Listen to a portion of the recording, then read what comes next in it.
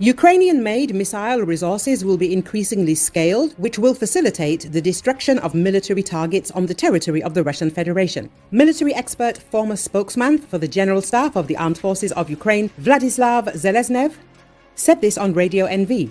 He believes that scaling up production and using the Ukrainian drone rocket Palyantia can be effective. The resources of the Ukrainian army are growing more and more, and this is in fact very important because while complaining about our Western partners, we need to look for internal opportunities, including through the production of our specialists who manufacture not only the Palyantia drone missiles or missiles for the Sapsan complex, but also Neptune-type missiles, Zeleznev noted. According to him earlier, the general director of the Luk Design Bureau, Oleg Korostelev, repeatedly stated that the further we go, the more the tactical characteristics of this type of missile weapons are growing.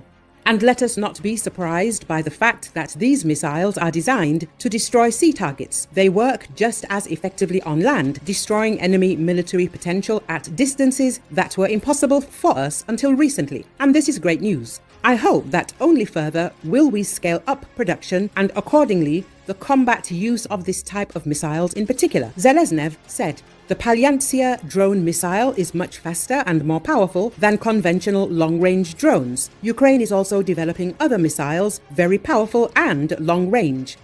On Ukraine's Independence Day, August the 24th, the new Ukrainian drone missile Palyantia was used for the first time in combat. As President Volodymyr Zelensky reported, Ukraine already has products capable of flying 1,500 kilometers. In the 2.5 years of full-scale war, Russia has launched about 10,000 missiles of various types and more than 33,000 glide bombs at Ukraine. Stopping attacks on our cities can be achieved by targeting the carriers of this weaponry, Russian aircraft stationed at military airfields. The first successful combat use of our new weapon, the Ukrainian long-range rocket drone Palyantia, took place. It was designed domestically to destroy the enemy's offensive potential. The number of rocket drones produced will grow, just like our long-range strike drones production did, the efficiency of which we see almost daily, Zelensky said. The development of the Ukrainian long-range drone missile, Palyantia, was completed in 18 months. With several dozen Russian military air bases falling within its range.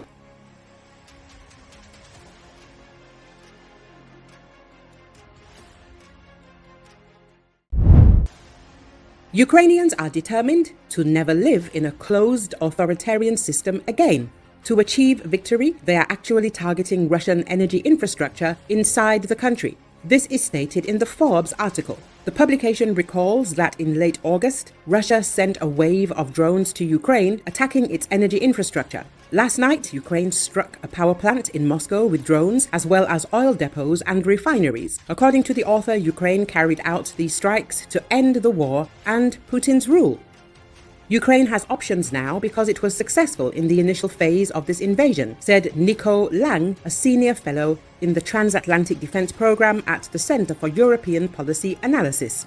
According to media reports, Russia's oil and gas revenues amounted to $219 billion in 2020. Together, these two sectors account for 60% of Russia's exports and 40% of the federal budget. So how will this war end? Ukrainian President Zelensky believes his country must escalate to de-escalate, a tactic that includes seizing Russian land and seizing critical Russian energy assets. Putin, however, believes he can win a war of attrition, but at what cost? The longer it goes on, the poorer Russia becomes and the more toothless it looks. It could empower the people and topple the dictator, the publication concludes. According to analysts, attack on Russian energy facilities could have significant consequences for the Russians. According to the experts, from a strike by Ukrainian UAVs on Russian state district power plants and oil refineries in Moscow, it will literally burn. Recall on September the 1st, Ukraine hit a power plant in Moscow with drones. It is also striking oil depots and refineries. Ukrainian attacks on fuel storage facilities and electric substations are retaliatory, aiming to give Russians a taste of their own medicine. Russia's electricity network is already fragile and needs modern technologies to increase resiliency. These attacks, combined with the vulnerability of their electricity network, are expected to cause significant suffering for the Russian people this winter, possibly even more than the hardships experienced by the Ukrainian people.